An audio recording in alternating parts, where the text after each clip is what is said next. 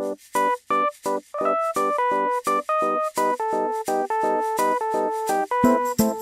making a tomato soup. It's gonna look creamy, but it's not gonna actually have any cream in it, so it's a really good alternative for people who are lactose intolerant.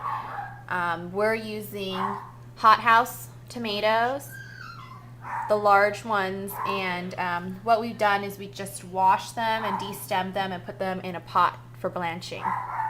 So we're gonna fill it with some hot water and then just boil it on the stove. Okay, about 10 minutes later, starting with hot water, the tomatoes are now blanched, and you can see that the skins are kind of peeling off, like this one.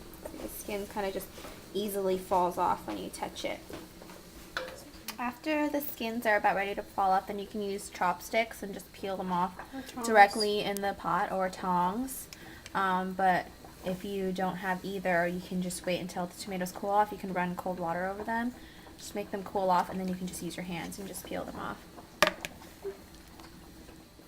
After the tomatoes are blanched and peeled, we're going to put them in a blender along with some onion and garlic, fresh peeled, and a little bit of olive oil.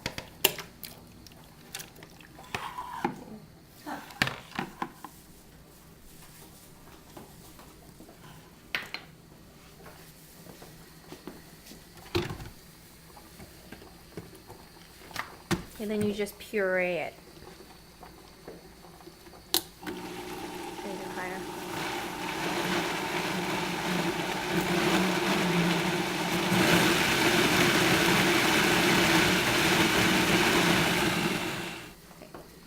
After the tomatoes, garlic, and onion with olive oil have been pureed, it will, get it open, it will look like this.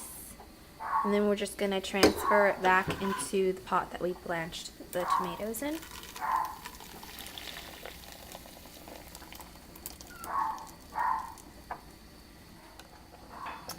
After you transfer the tomato soup back into the pot, then you can turn it on medium and let it simmer while you add some spices.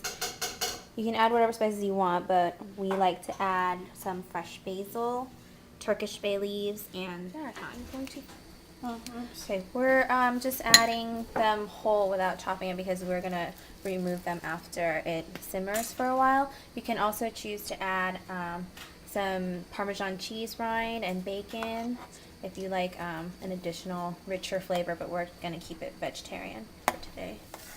So you just let this simmer on medium for about 10 minutes or so. So we just strained out the spices from the tomato soup.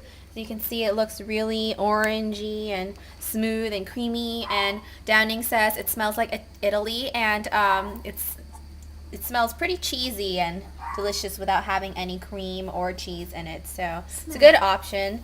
And right now we're just going to season it to taste with some salt and pepper. I like to use coarse ground black pepper and some sea salt. You can use whatever kind you like. So here is the finished product, and right before you serve it, you can garnish it with some basil sprigs or sprigs of thyme.